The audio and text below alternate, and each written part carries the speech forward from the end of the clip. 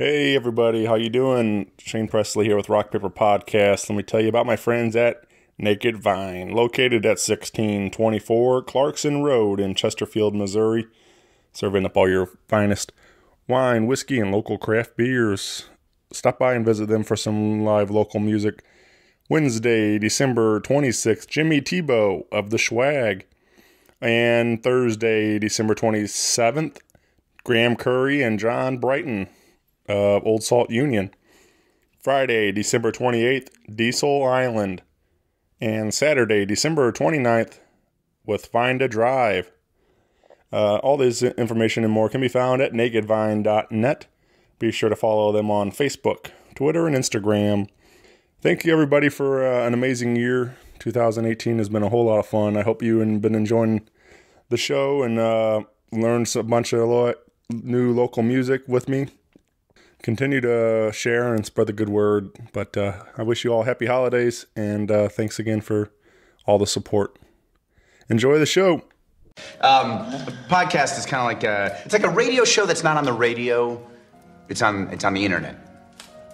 Does that make sense? Uh-huh. Yeah.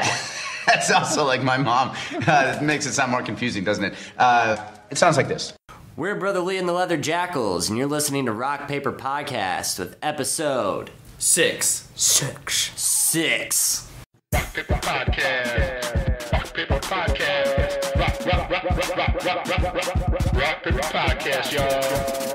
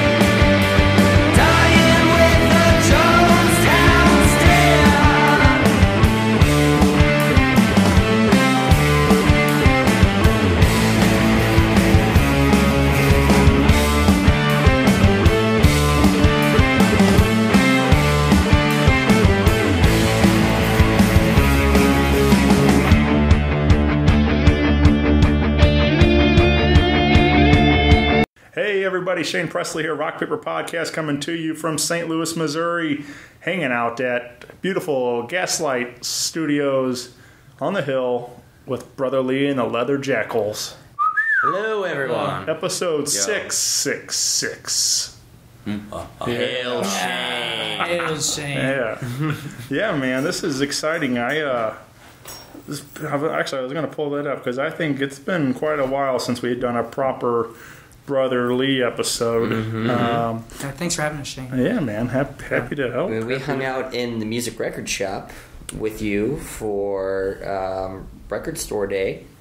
but that was just Danny and I believe. Yeah. Well, and I know. I mean, this summer. all of you guys have been on individually. That's true. Oh, interesting. Yeah. We did. Let's see. Episode 146 was the Brother Lee and the Wilderness crossover one we did. Oh, yeah. I forgot about At the that. Shaw House. Yeah. I remember Same that. hat and sweatshirt from that day. Wow. So what was our very first one then? We were at Lamp. We Yeah. did that. We did Oh, that yeah, we one did it at Lamp. before. So we were.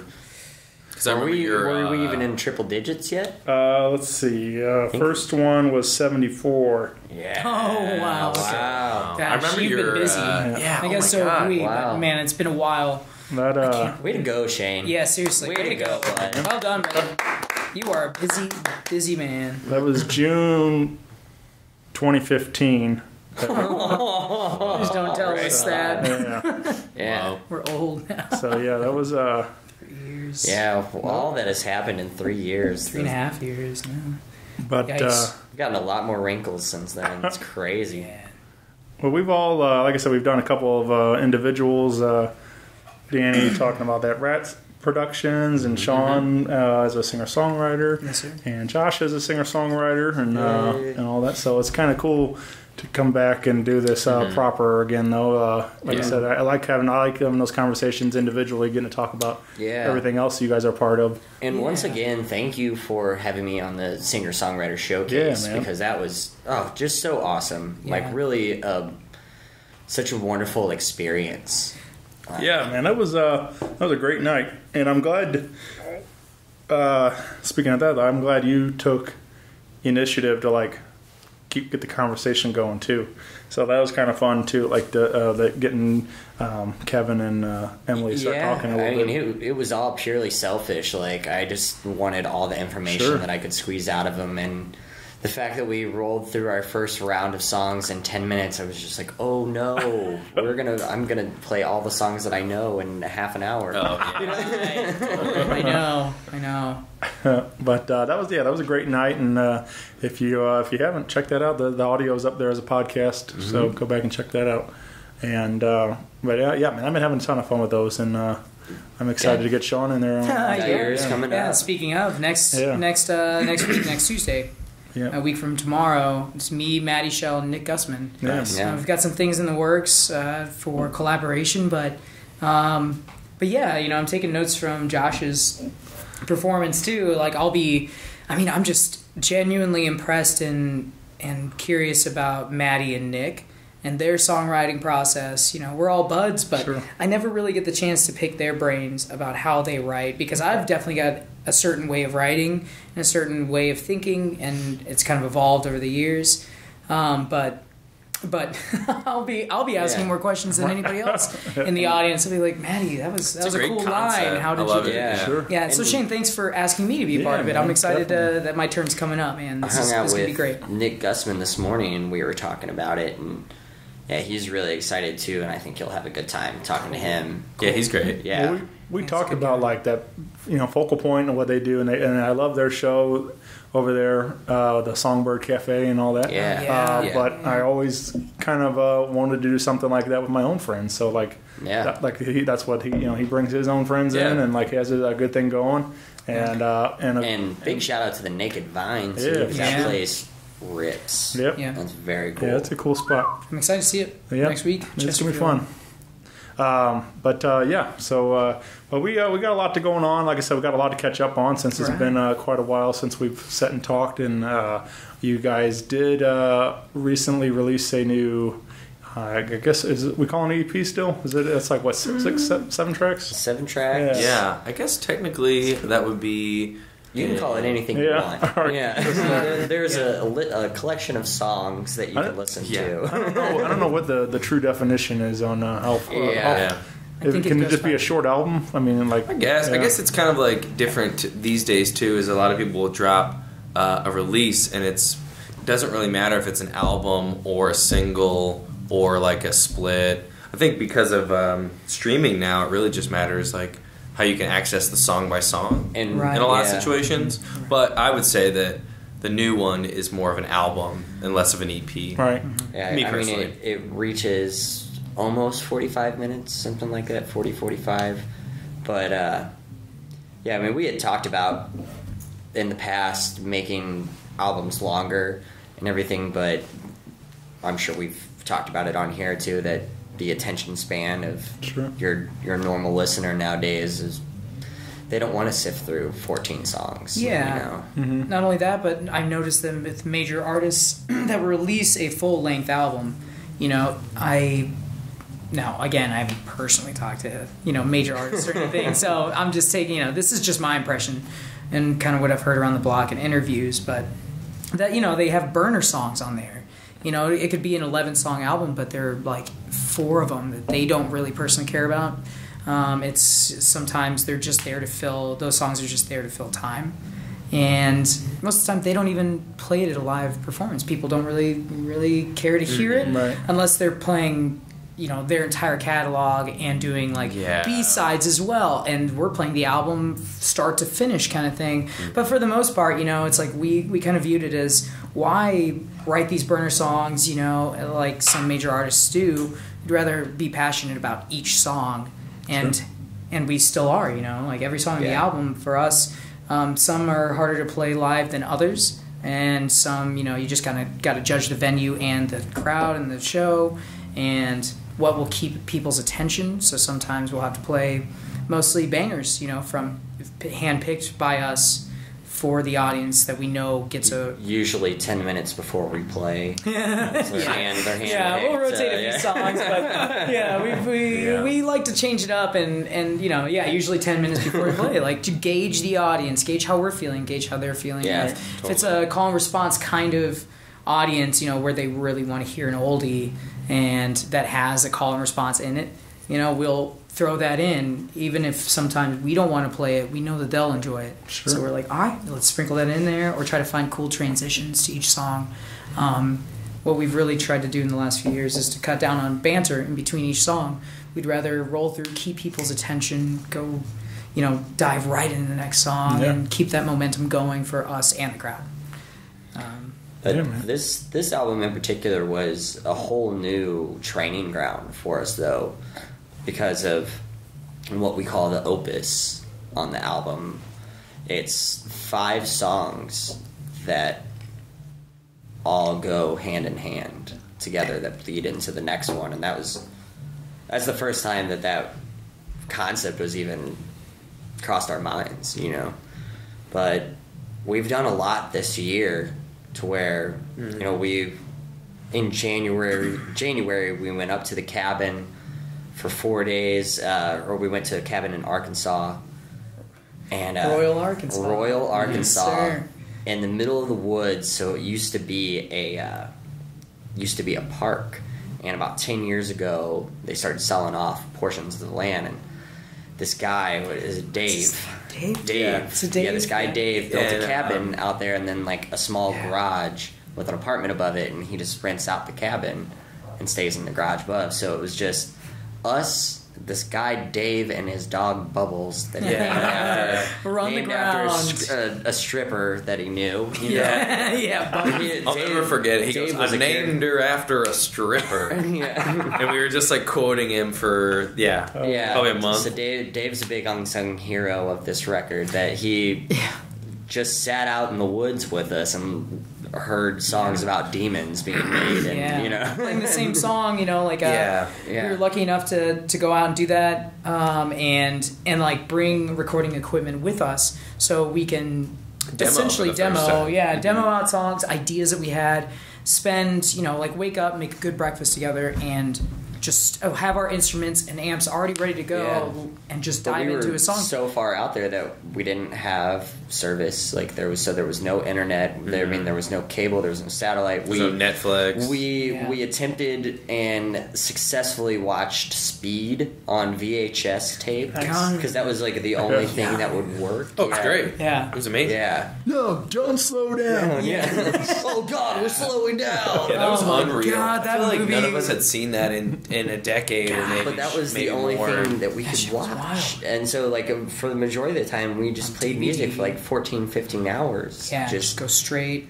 But we came up with a big chunk of what you hear on the record. There was definitely some fine tuning that went into all of it. But amazing. What a good night's rest too. Like we would not necessarily burn ourselves out, but like we would creatively go hard every day, and then towards the end of the day we'd be like, oh man, we're just exhausted. Like we were out of ideas, or we've got ideas, but we're just so tired that we can't properly I guess process those ideas. So we'd get a little frustrated, eat some food, and then feel so much better and watch It's like, speed. oh yeah, we haven't eaten in 10 hours. Yeah, and then we'd go to bed, and then we'd attack the same thing. And I remember Josh was playing acoustic guitar around it was one big open cabin, so 2 beds. Kind of a loft, like an upstairs bed. There was a downstairs bed. So I was kind of sleeping upstairs, sleeping in a little bit, and I heard Josh playing with the idea that we were playing with the night before that just didn't quite click,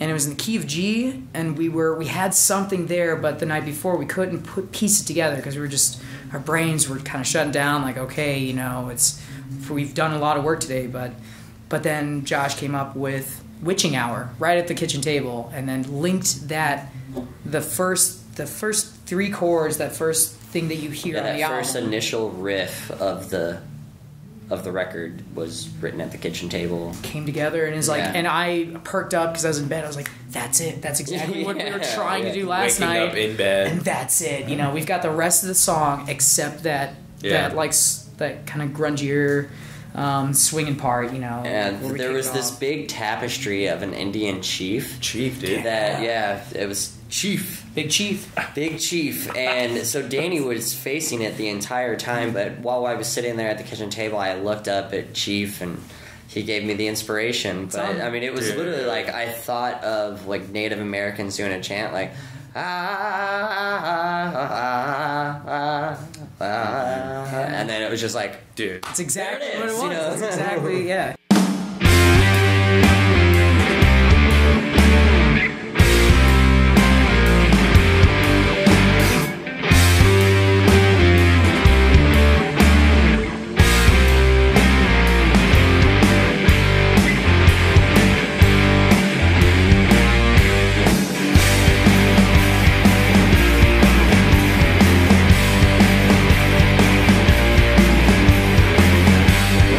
People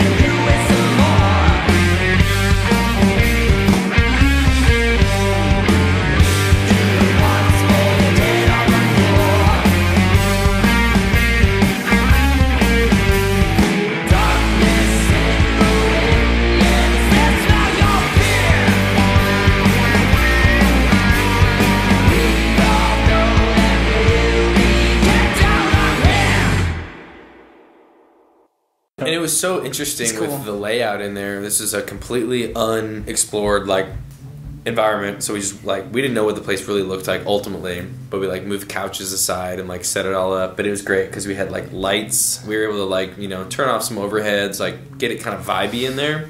And you're so secluded that it was so quiet, and it was just the four of us ultimately, the trio plus Zach and this guy Dave, but he didn't really interact with us. So it was like we were kind of just like separated. What I thought was really interesting about that is like how productive we were able to be, because when you're in St. Louis, we have rehearsal on a day, and we only have so many hours at rehearsal where we can work on something. And then like Josh or Sean can probably work on things like in their personal time, guitar or like lyrics, like maybe work on some stuff. As a drummer, I can only really do so much outside of the band, so I like put a lot of those ideas aside and then come back to them later. But this was like we had I think it was like a full I want to say that we got there on Friday, spent the night, had all day Saturday, had all day Sunday. Yeah, we had left 2 Monday complete morning. full days. And then I think we left Monday morning. And then a day of arrival, setup, Day of tear down, Yeah. departure. So So, in total, I you suppose, picked travel. like, okay, like Friday we're gonna like get our bearings, like settle in. We had to find a place to sleep. Like Josh and I were sharing a bed. Gibby and Sean were on the same floor, I think, or I don't remember how it worked out, but it's kind of like get the lay of the land, And then, okay, well, Saturday's a big day to like do this, and Yeah. by the end of it, we So essentially, got some cool it was stuff. written Yeah. in 2 days. in like Yeah. one big session. Yeah, is what I think. I mean, like Yeah. most of the songs that you hear, aside on, I mean, given it's only 7 songs, sure, but like literally 5 were written in that cabin. Yeah. And one of them, since I mean, what I think it's Robert Plant that says that, or Jimmy Page, the keys of rock and roll. Or Matthew Page. Matthew Yeah, Page. Matthew Blackfoot. Page. Shout out to the Blackfoot Blackfoot Gypsies. Gypsies. It's Matthew Robert Page. Plant? No, Matthew Page. No, Matthew Page. Comparable, man. Shit. No, he says keys of rock and roll. E, D, And A. Yeah. E, D, and A. Yeah. And honestly, like we, after writing these songs, these like 4 or 5 songs, and they're really coming together, we realized that they can transition into each other really easily. And so we had this great big sketch notepad for drawing, and that Sean had brought, and so we ended up basically making a roadmap for those songs that all led together. So there would be 2 big pages of like one song, of like here's the intro, here's with, the verse, with here's notes, the, everything. To like, and structure. but there was a staircase, and so we just taped it all up the staircase. Yeah, and the stairs went up, and and so we Forgot would just about like that. follow this as we wrote, this song roadmap all the way to the end. writing more and more, we kept adding pages, and it kept going up the staircase. So it ended up being, I think, 7 pages, because each song was about 2 pages. Maybe one of them was just 1. I think Zozo was just 1 because it was pretty straightforward. As far as notes go, structure, it was way more complicated, out of control. Anything else, but that was cool. It was cool to see that over, I mean, just 2 days, but like really productive. We were very focused and excited to get out there into the wilderness in the middle of January of all times, but just to get away from the city, because the city in January, it's kind of rough. It's cold, it's wet, people are kind of bummed out. You're personally kind of bummed out and unmotivated, And because I honestly, it was dropped my gym membership. It was the first like 2 weeks. I'm like, all right, well, it was a very important time too, because I was a week sober at that point, and I really like needed to get out and get away, and because my body was hurting and my mind was fried and all that Josh, stuff. So I remember we all didn't drink that whole weekend. Yeah, and in the spirit of writing, we were like, let's just do without, sober. And I didn't ask them to do that, and they were all just so supportive and great about not doing it, that it was just like, hell yeah. I can imagine us being able to do that if we were all wasted during that. Yeah. Like we would have gotten like maybe a song done in those 2 days, and instead, it was like we hammered out what you hear. Yeah. Whose idea was it to do this? To That was old Zach Gibbons. Yeah, Zach Gibbons. Zach Gibbons. Yeah, he wanted to take demoing was something that I had been kind of like. I think I can remember me personally like questioning and advocating it to him personally. Yeah. We did our first release, Murder City Special, with Gaslight, and we did it in one weekend, kind of like, all right, record what you have, like, you guys do whatever you want. Yeah, I mean, we wrote Murder City Special in the studio. We wrote Ex-Con to Babylon, or, like, finished it and worked it out in the studio as well. So, I mean, we did what we did in the cabin, but those are the demos that you hear. Yeah. It's like on the album. Demo So it was like, and album. and I remember just asking Zach, I was like, well, don't you think if, now that we have like sessions available, don't you think if we track something, drive around with it? Because that's a big thing with me personally, is like, as a drummer, or I guess just like working from the ground up, laying down the foundation. Okay, let's hear what it sounds like in my car, and then I'm going to take it home, listen to my headphones, my own personal like mediums, like through listening at home, and then we can like fine tune it from there. So that's what the cabin session turned into. It was like, all right, let's just like create a bunch of chaos and then like break it down and later decide like what is supposed to be happening where, and you know, get kind of like a first draft, and then you go from there. Which is, we've never, ever had that luxury. Yeah, that is definitely a luxury. We love Gaslight. Gaslight's kind of like a second home. After JB approached us and Zach, you know, saying, "Hey, I'm now the head engineer or co-head engineer of Gaslight. I want to bring you guys with me." So we had a meeting with JB, and I don't know, we started this working relationship together. You know, to cross-promote and do what we can to support and vice versa. So we're not used to that luxury, you know, at all. And we're still, I mean, eternally grateful, still are. Yeah, we're in the studio. We're in the studio right now. You know, we get to do this. This is where we recorded the whole new album, in this room. In this room, yeah. Mm-hmm. Yeah. It was incredible. And, you know, we definitely count our blessings, because it's, I mean, like you said, 2015, like June 2015. Yeah. We were kind of getting our digging our heels in and getting our feet wet with really trying to discover as a trio. Yeah, and I mean, that was the first time I picked up a bass in my life. This year alone, I think we've done more than what we've done in those 3 years prior, almost. Like, I mean, we've done 2 10-day tours. We've done a couple like weekend like out of towners. We've recorded 2 music videos, where we just shot a third, and we're going to be editing and releasing that sometime, hopefully right before the year is over. Mm-hmm. Slide that into the year belt as well. Mm-hmm. We've played countless shows. We threw a festival. We wrote and recorded and released an album. Mm-hmm. Yeah. You know, it's busy. We've done a lot this year. Yeah, we've done a lot this year.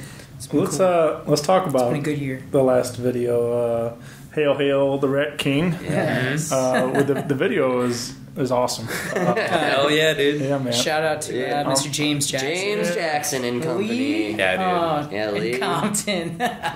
And of course Rover Boys. Yeah. It was that was a whole lot of fun to watch. Like, especially just to see all the buddies in there and stuff. I was disappointed I wasn't able to attend and be a part of the festivities, but it was great to see all my friends getting to do some acting and everything. Cameos. Yep. Yeah.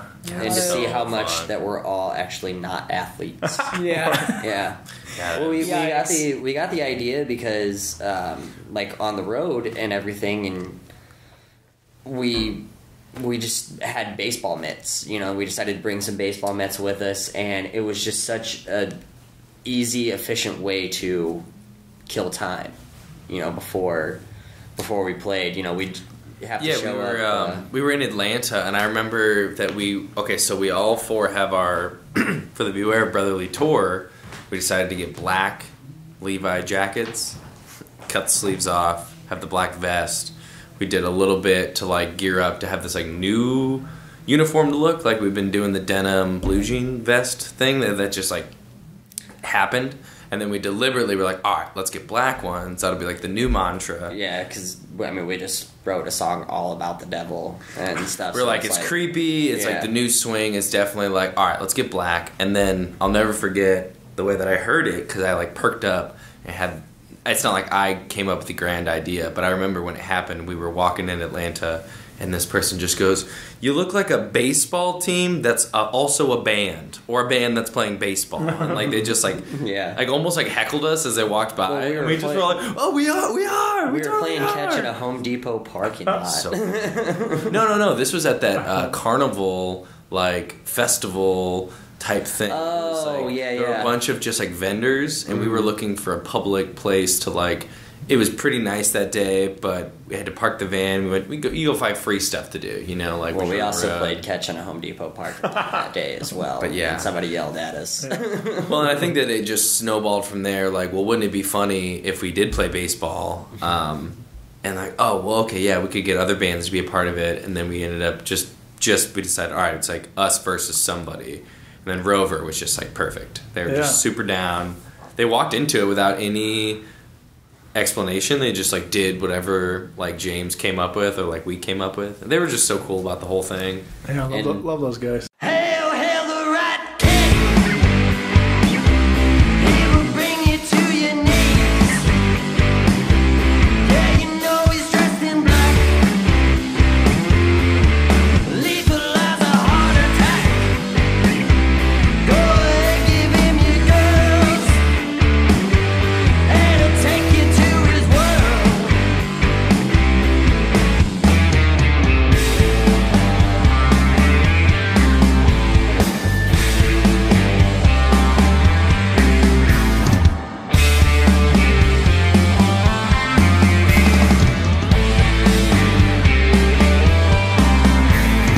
He's fast as lightning, easily excited. Kill your little brother even if he's undercover. Come on!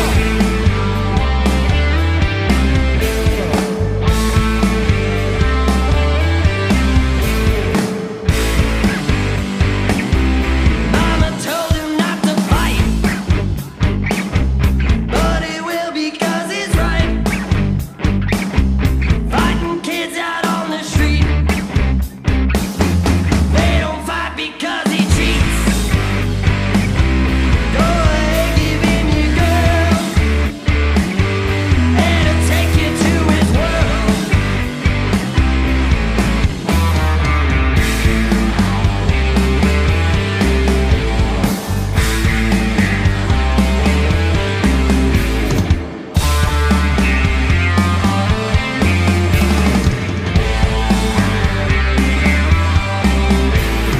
He's fast as lightning, easily excited. Kill your little brother even if he's undercover. Come on!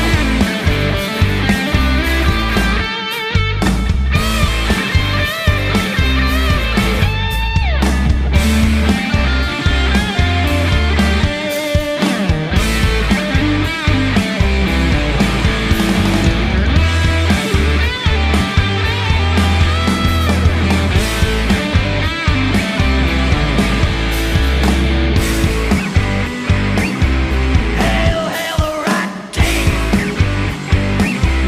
He will make you kiss his rings.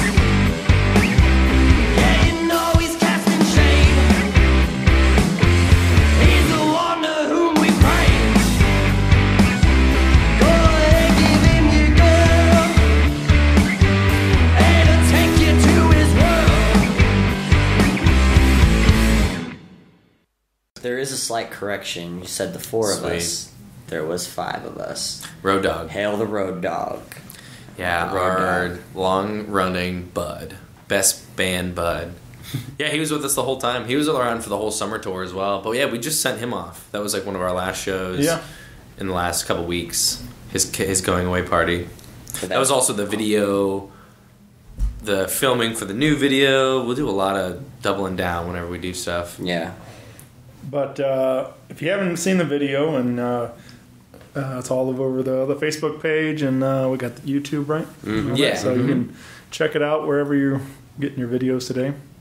But yeah, great video, a lot of fun. And like I said, seeing Elliot as a baseball coach was a good time. Oh, and, man. Corey was the other coach. He was our coach. Oh, yeah. Yeah. Well, James Jackson was so good about that. He's like so quick to put things together, and he posted in the event like, all right, if you want to be a feature in the actual music video and have like a couple of scenes to act out, sign up. And luckily we had some buds who were into it.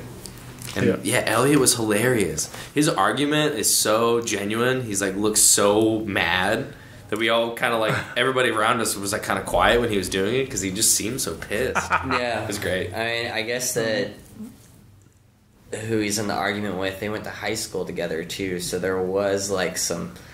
They were both just great sports about it, but you could kind of feel that there was something in the air that.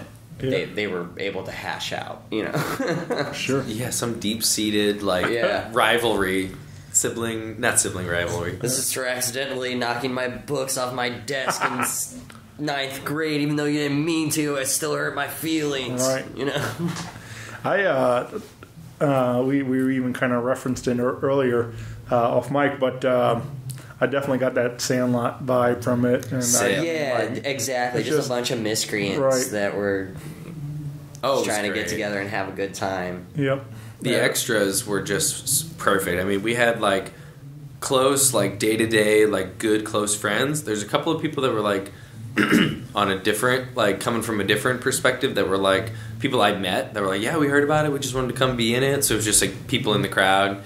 And then all the way back to like our significant others. My mom was in the video, which was super fun. His mom was the biggest heckler of all. Yeah, she was hilarious. She was giving just razzing everybody, even though we didn't tell her to. Man, James did a good look ahead to where some of the baseballs that were used were actually soft and everything, because it worked out at this point where Cody from Rover wasn't paying attention, and I can't remember if somebody threw the ball at him, or if someone was up to bat and it was just a stray ball, but just pegged him right in the middle of the chest. Yeah. Pretty fast ball, too. Full speed, and it's pretty gnarly. Yeah, and just hit him right in the chest. Whoa.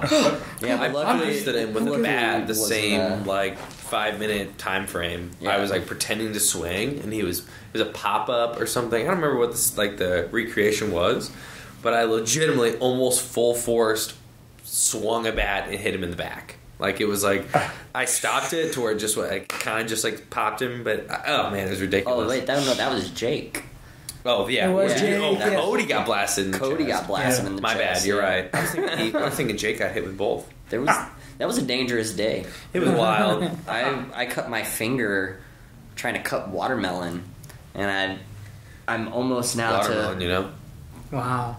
My fingernail is almost down past the where it's all grown out now, but yeah, I just straight up and then there was blood all over the watermelon. We couldn't finish the watermelon, but then we ended up throwing it up in there and hitting it with the baseball bats, and so there's little pieces of watermelon juice and blood everywhere. Speaking of smashing watermelons, Gallagher was just in town a couple weeks ago. Yeah, I didn't know that. Damn. I always think of Chappelle.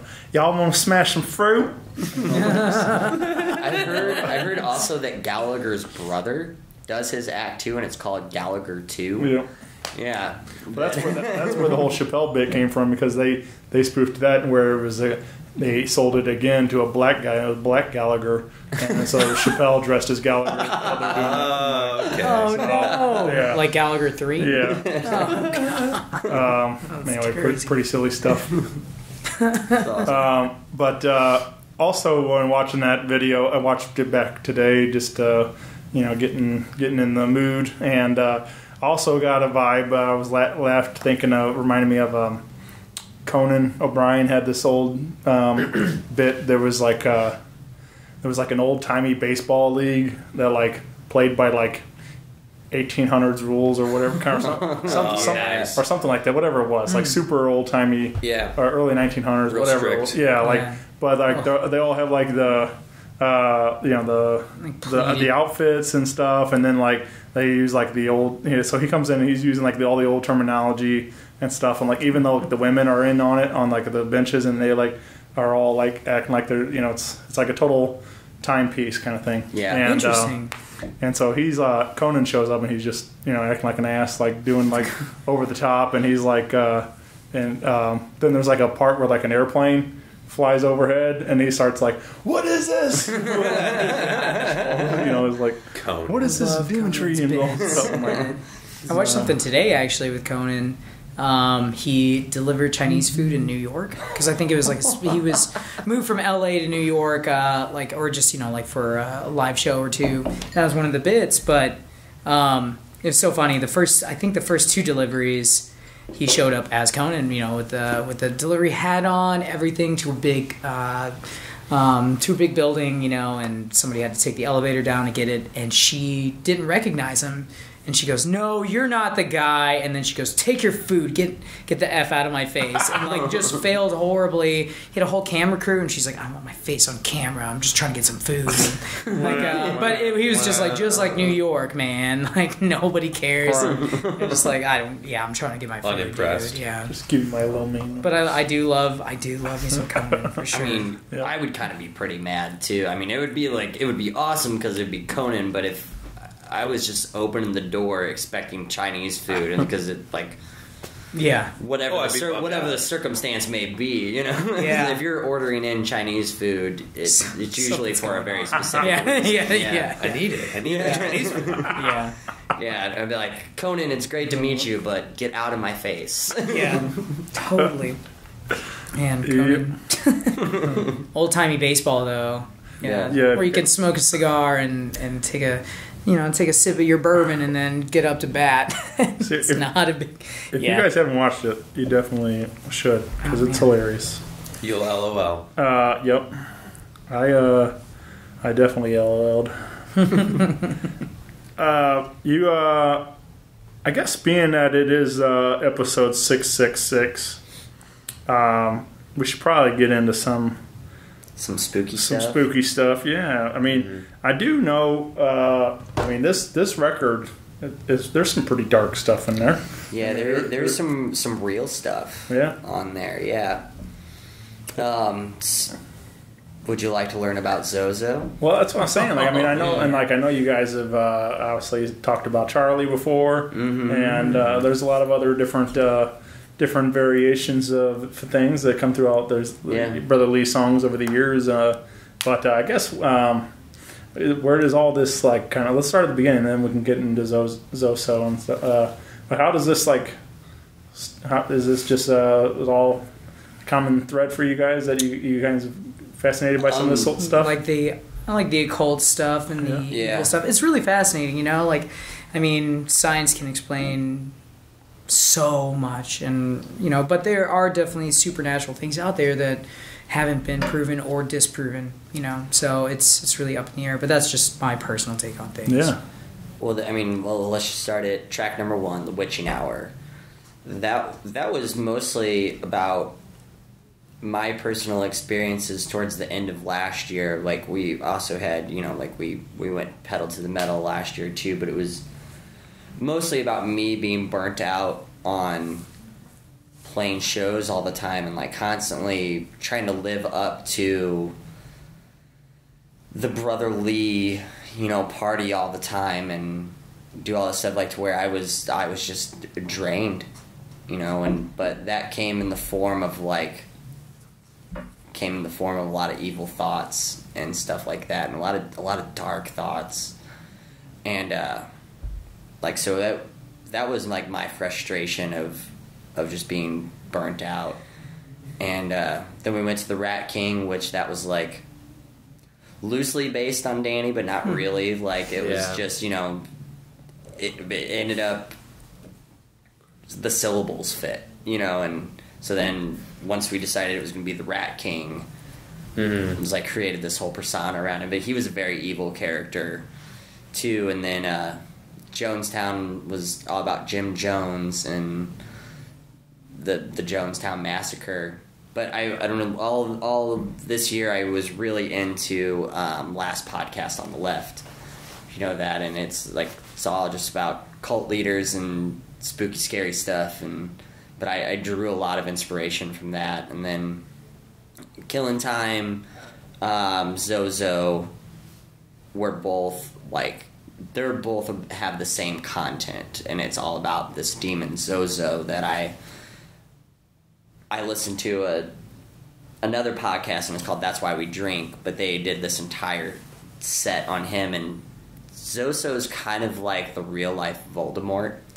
Like, the more that you say his name, the more power it gives to him, and he's known as the Ouija board demon. So he will he'll mimic the voice of the dead. Like, he'll say that he's your passed away mother and get you very vulnerable and everything, and then he'll become very malicious and angry, and if you ask him what his name is, once you figure out that it's not your dead relative, you're not supposed to move right to left on a Ouija board, and I can't remember the exact reasons, but he will go, my name is Z-O, Z-O, Z-O, Z-O, and keep doing that, so that way you're moving it right to left a whole bunch, and that's supposed to, like, create this portal even stronger, and, like, yeah, and then the more that you say his name, even on the Ouija board, he can, like, get to it. But the last, like, he's shown up all throughout history, and the last reported case was, like, in the early 2000s in Tulsa, Oklahoma, and this guy who did movie composing, and for, like, short films and everything, but him and his wife were messing with a Ouija board, and they contacted Zozo, but he had no idea, like, the history of him and everything, but he, like, said, what should I call this next project? And he said, Iron Tongue. And he was just like, oh, that's a pretty cool name and everything, but then his kid was in the bathtub, and then she ended up, like, becoming unconscious and almost drowning in the bathtub, and they took her to the hospital, and the doctor said that her tongue had swelled and was hard as iron. And so he was just like, oh, fuck. And they, like, they, like, said, will you show yourself? And he said, take a picture of the necklace hanging on the door frame, or hanging on the doorknob.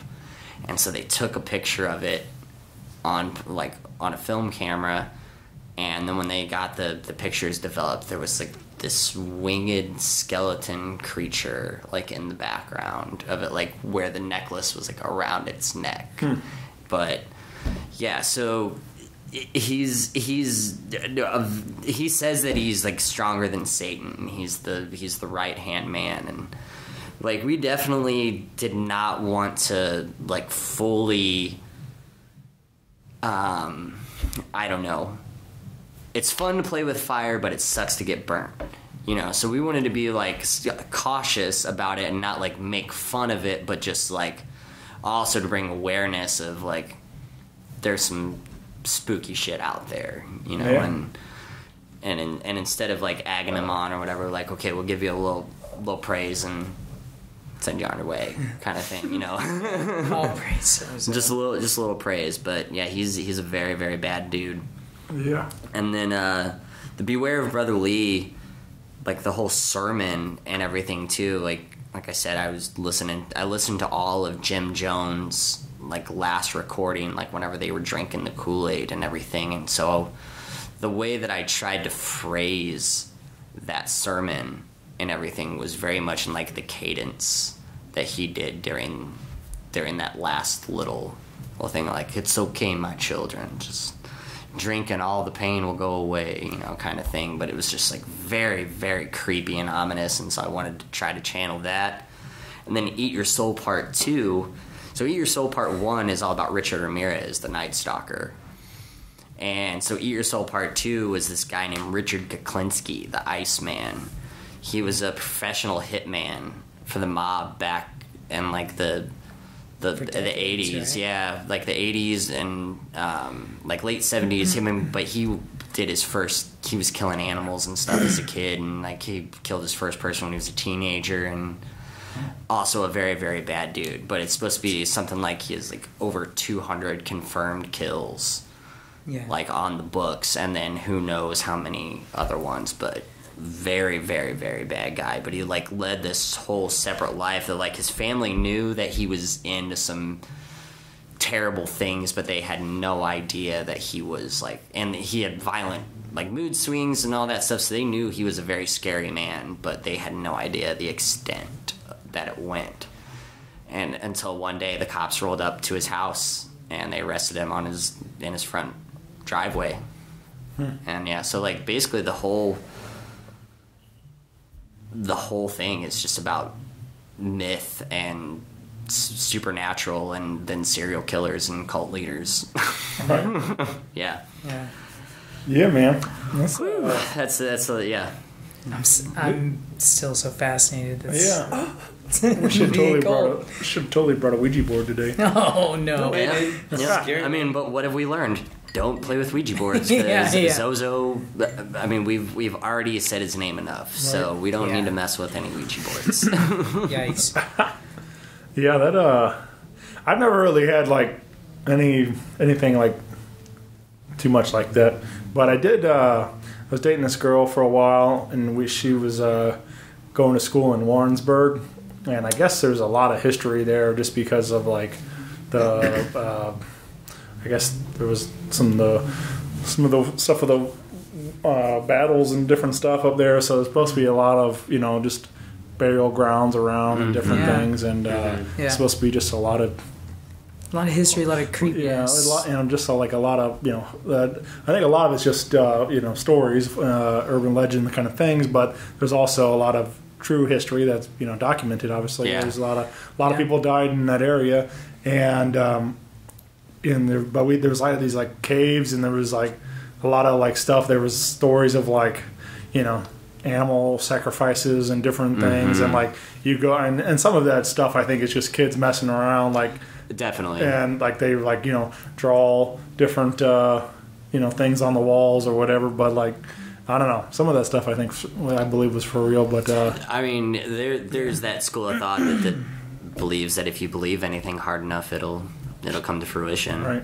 Yeah, and but I mean I've definitely encountered spirits before, and when I was 18 I encountered a shadow person, which was like literally the scariest thing that has ever happened to me in my entire life. Like he was probably 8 foot tall and was standing underneath a street light, but had no face, but you could tell it was like staring at you, and it's like he had arms, but they didn't really, you couldn't see hands, and you could see like light in between its legs, but it like went down onto the ground, and like you couldn't tell where it started and where it began, and so we all started to run, and it went, it was 10 feet behind us the entire time we ran, but it never floated. It was just like here, and then it was forward 15 feet, and then it was forward again, and like just went snap, snap, snap. And it legitimately one of the most terrifying things that I've almost pissed my pants. Yeah. But I tried to put a lot of that fear of the experience in that, and Killing Time and Zozo especially. Right. Just There's a crazy movie actually, and it's like pretty close to here, but called about Zombie Road. You guys ever check that out at all? I guess it's like, I haven't been down there myself, but I got a buddy, Jeremy, that's does a lot of ghost hunting, paranormal stuff, and all this, and he's actually part of locally we have the paranormal task force, and he's been a big part of that for several years now. But they've done studies down there, and then they've got it to where I think now it's like they'll arrest you as soon as you go down there because it's private property and all that stuff and like that. They're probably used to people creeping on the but property. I guess according into this documentary, it gets into like, I guess there was a lot of stories of like there was the river down there, and there was like something along the lines of like a bus was going across the river and somehow fell in the water, and like all these children drowned. So like there's supposed to be haunted by a lot of children. That's like one of the stories there. And so there's a picture, and this particular picture was the reason that these guys really wanted to go to start doing this documentary about it, because like it's a picture of the tree line, but then as he developed it, you see there's shadow figures inside of the tree line, and it's like super creepy looking. Yeah, it's like it's terrifying. So speaking of your shadow people, like it's a wild picture, man. But it was very interesting. But I think it's like Wildwood area or something. It's not very far from okay. Gotcha. So where I saw mine was down Highway 30, which is Gravois, and then once you get down into Jefferson County, there's a place called Old Sugar Creek Road, and that's where I saw him. God, it even sounds creepy. Yeah. Old Sugar Creek Road. Well, there's Old Sugar Creek Road and New Sugar Creek Road. Oh, okay. But going back to Zozo as well, since he's like been around for such a long time, I think he's like ancient Sumerian origins or something like that. But he's also like been recorded in Babylonian times. But he has all these different names, like Pazuzu is one, and then also Zuzu, and then one that is all commonly known that people have on their cars, on their t-shirts, even tattooed on them, is that great Led Zeppelin Zoso. Zoso is also one of his names. So that is that thing that everybody has on them and just has no idea that it. And I mean that like totally feeds into the Jimmy Page was into black magic and the black arts and renting Aleister Crowley. Contributes to the idea. Aleister Crowley's house and. Oh right. Yeah, man. That's that picture. Yeah.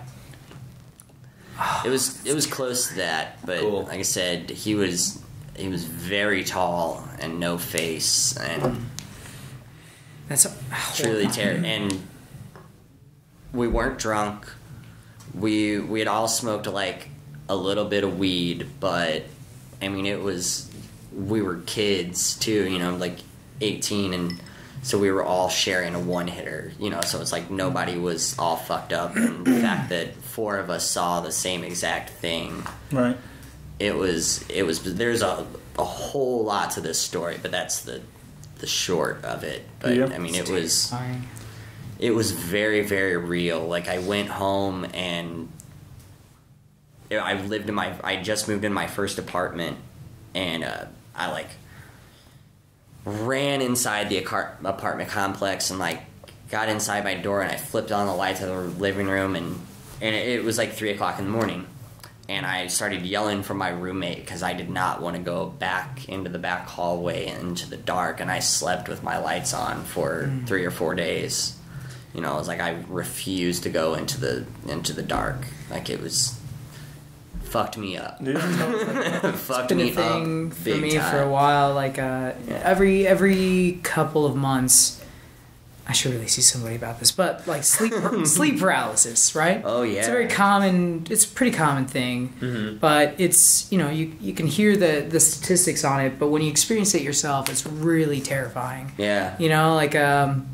You're halfway between awake and asleep, and you can see everything around your room and from your perspective, but you're not quite awake, but you can't move any muscle. You can just look around your room, and your sleepy brain kind of plays tricks on you, and you kind of see things in the corner. It's happened to me a couple of times in the last few months. It's definitely like the thing of it is you're trapped in between reality and the dream world. Totally. I mean, it was enough for me to, like, once I finally sat there for a few minutes and, like, I was trying to force my body into moving, Mm-hmm. So I finally forced my body into moving, ran up, turned the lights on. I went downstairs to the kitchen.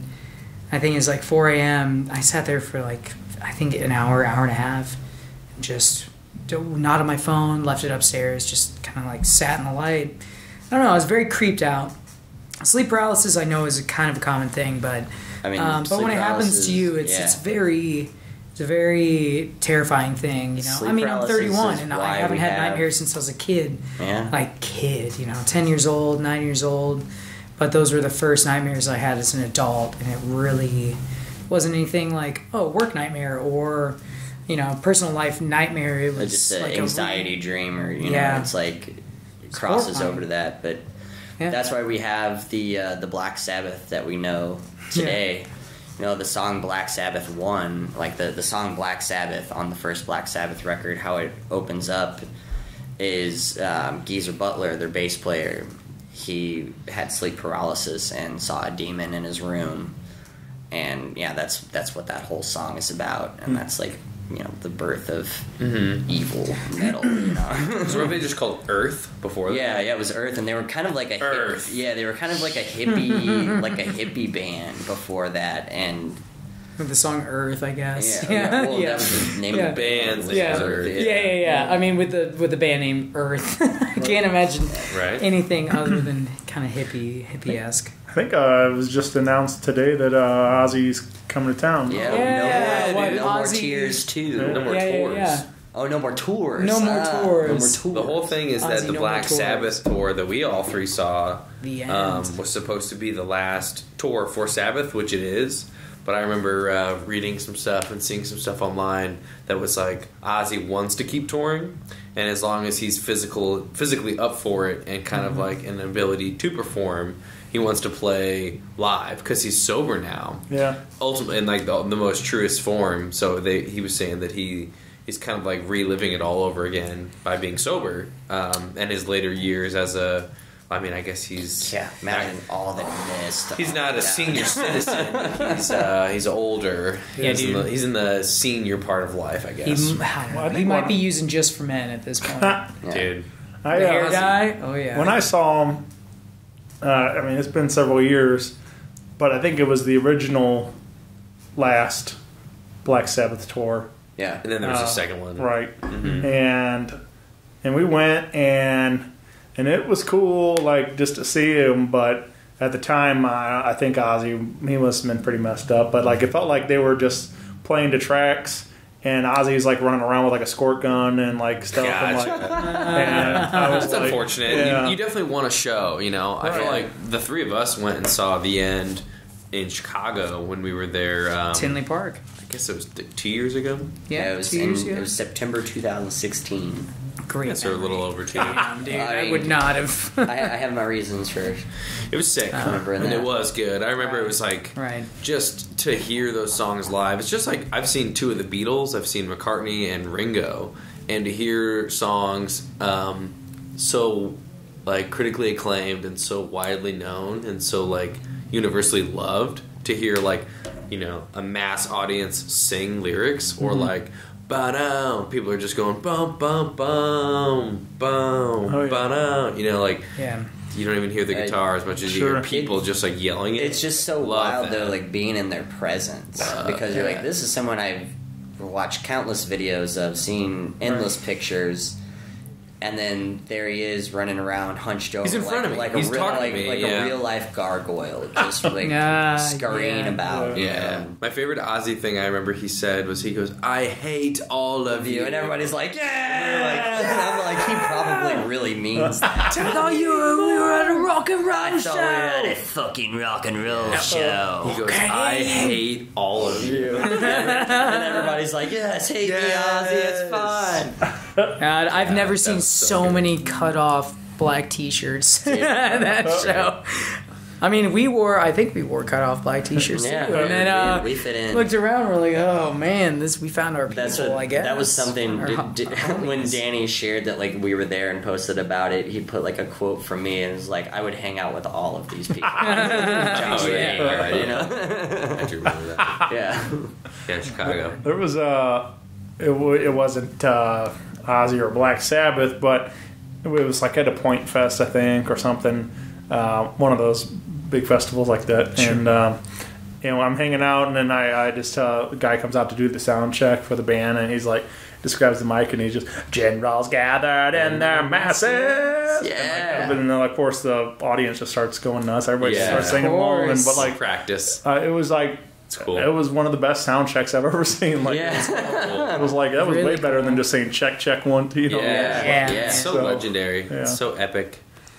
So yeah, it was fun, man. But yeah, those I'm excited about it. And Iron Maiden's left them, so that'll be a little 666 for you there too. Yeah. Well, yeah, I saw when you posted recording episode 666 tonight, your buddy goes, "Oh, did you finally get Maiden number?" Yeah. Oh, right. Right. Yeah, man. Not quite, mister. Mark of the Beast. Mark of the Beast. Yep. Yeah, this, I was joking that I was going to book Satan himself to do this episode, but, so. Close. You've Yeah. booked the fictional Brother Lee. Right. Yeah. This is Yep. as evil as they get. Oh, yeah. But, yeah, man, let's, before we get out of here, we do have some exciting dates we want to tell you about.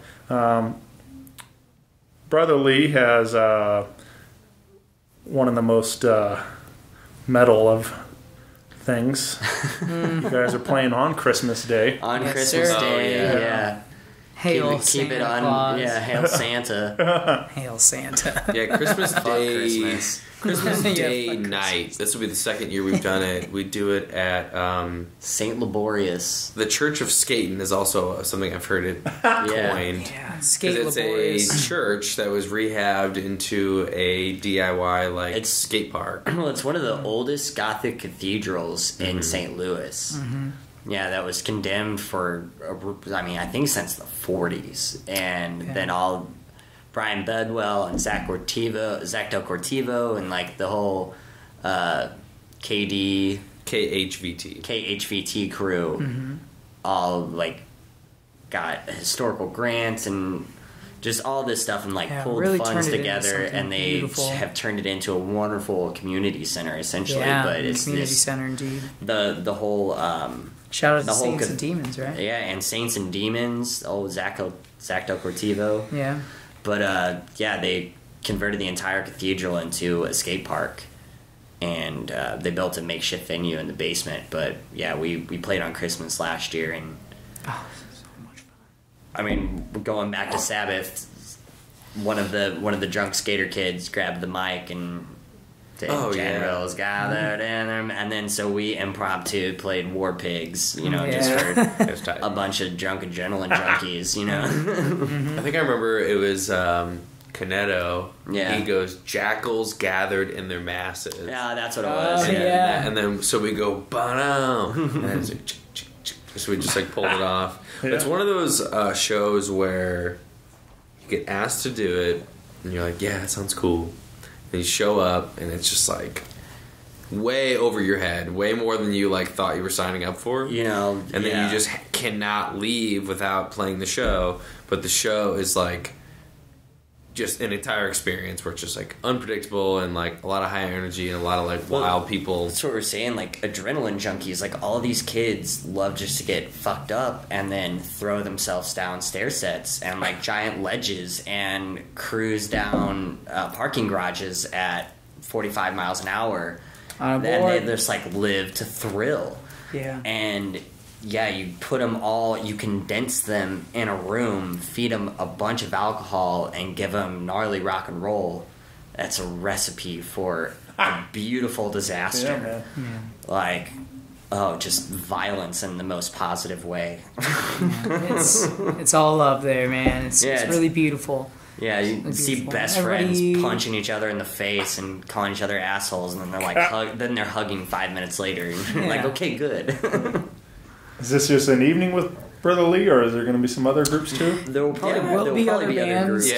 as well. Yeah. Last year we were on the bill with a few other bands, and I know that that's our kind of like that's the next one on the books. We have the better part of November to like kind of like hunker down, and mainly we kind of did a similar sort of time off like this last year, where we basically like October is kind of our season. We have a lot of events that we like sign ourselves up for. We kind of like play into like what's going on throughout the month of October, and then November is a good month to kind of like opt out of like a week by week show. So we kind of like take some quiet time. We've been linking up at a new practice space, which has been cool. And then December is when it'll kind of like we'll kind of start like showing off some of this work we've been putting in our private time. We'll kind of like start getting peppered into the live show. So I think we as a band go through like these different like cycles, and like you've had a first round version, a second, a third. We're very like seasonal or like kind of an annual growing band. So, like Yeah. it's always kind of like a new thing every time we like write, record, release, and then we like reevaluate and do it again. Yeah, man. So I think that's kind of like the in between that we're in right now. We're kind of like backtracking in a personal sense to like get ready for the next, the next couple big, months. the next big phase. push. Yeah. Wrapping Got some up the fun year. things coming. Yeah.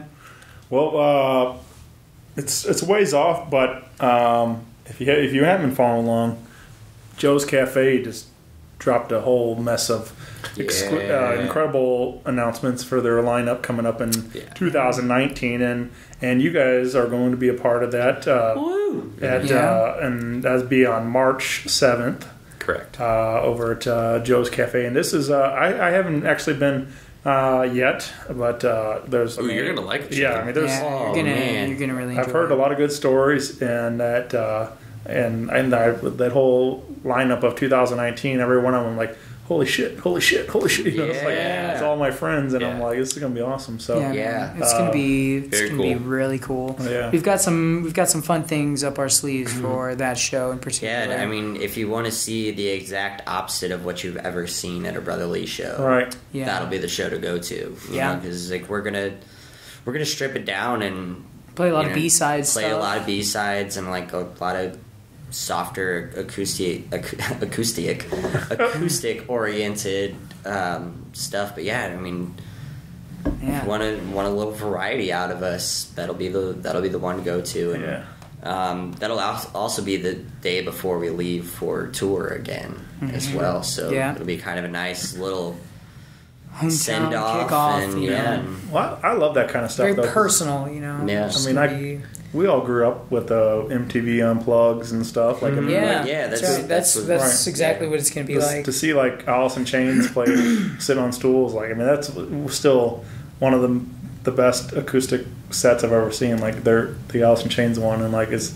I don't know, that one's awesome. I love that the version of Nutshell and everything. I mean, it's just like we should totally do Where Did You Sleep Last Night? Just Nirvana there you go. The hell out of it. Yeah, I was trying to explain the Joe's Cafe experience to somebody. I have family that likes to like they catch wind of like a show that's like on their radar, and they're like, "Ooh, I heard about this," and I looked at the time and it's early, and that's another thing I think that'll be cool about Joe's Cafe is it's like earlier on and it's quiet as opposed to like the typical rendition is like, if you want to come see us, we play last and it's really loud. So it's like you know, it's just gonna be different, and I think that it's different in all the right ways. And I believe it's cool. BYOB, isn't it? Oh yeah, that it is. Yeah, every time. Yeah, it's fantastic. Yeah.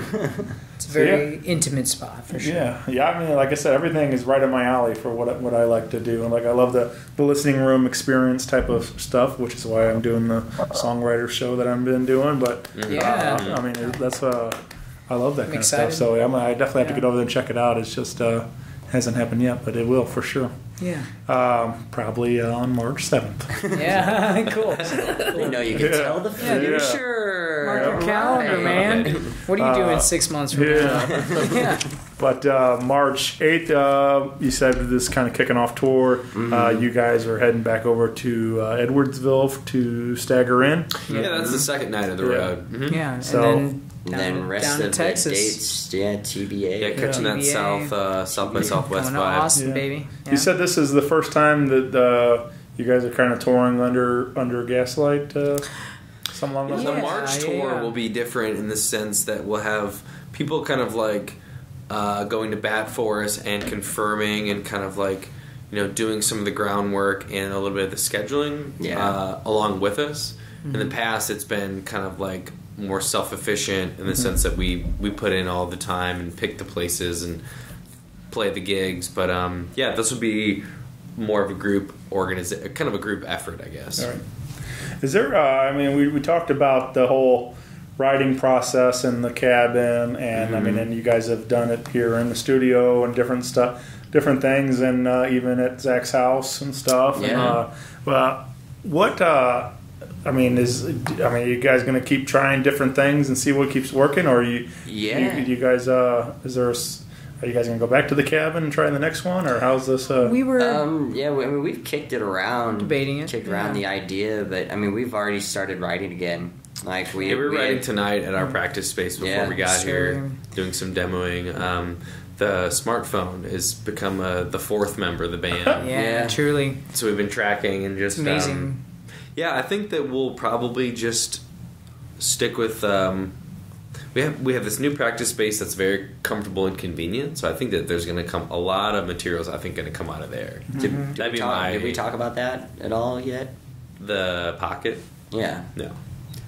So we started practicing at the Pocket, but that was another thing that we did this year. We helped shoot a commercial Yeah. for the Pocket as well, and they wanted to use our song "Evil Operator," and so we were just like, "Yeah, let's do that." You know, to help out each other and all that. But Dan White over there and Nick Adamson was the director of that video. But yeah, Dan White's the Brandon Sloan. and Brandon Sloan, yeah. Yep.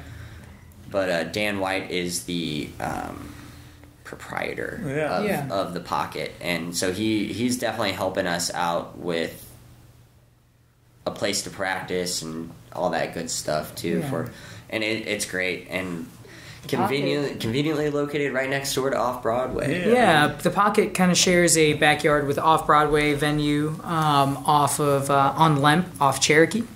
When we shot the commercial, we're good buds with Dan White, and we were looking for a new practice space, so it really convenient. It was very convenient. It worked out for the both of us. Yeah. But it's kind of turned into a nice little creative spot for us. I mean, we've only been there for maybe 2 months, and make it a point on Mondays to get together. It's really because we were kind of struggling the last 2 months before that, finding a conducive and comfortable space for us to store gear, and not have to drag these huge amps all up and down stairs all the time, especially because we've been playing a lot of shows too, so it'd be a pain in the ass to drag it up and down stairs or keep it at different spots. We'd all have to meet up, not in one spot, but rather, leave from our individual places or homes, or gear kind of spread out around town.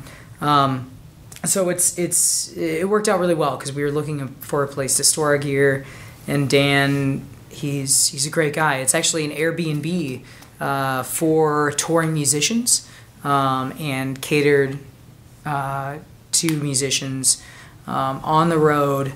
You can play at, say, Off Broadway, which is connected to this place, this old historic house on Lemp Avenue, and stay there. It houses 5 people. With a practice space connected to the bedroom that everybody would be staying in. It's pretty kick-ass, man. With a mixer in the wall, sound system ready to go. So while you're on the road, play the gig, say the next day you've got some time to kill, rehearse a new song that you haven't had the chance to workship on the road. It's pretty incredible. That's something I don't really tell you about, like, whenever you tour. Yeah, it's when just you're on like, the road. yeah, I mean, especially if you're doing it for a long time, like a long tour and whatnot too, you get tired of playing those same songs every night. Same set, you same need a order. little break in the monotony and to jam a little bit and try something new that you can't play on stage because it's too early in the stage of writing.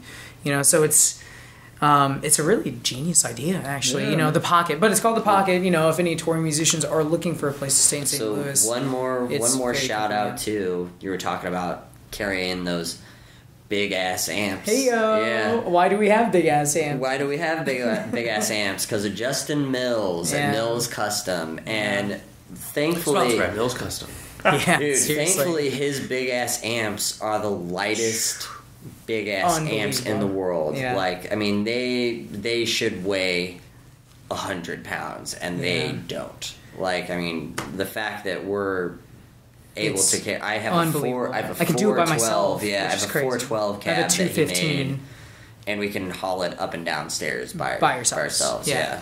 I mean, sure, it'll take a bit, but with any big amps like that, but out of all the amps that I've had, the awkwardness of the and the size, casing, that I had before, was just awful. And then the PV, the casing, I swear to God, that thing was like 150. Yeah.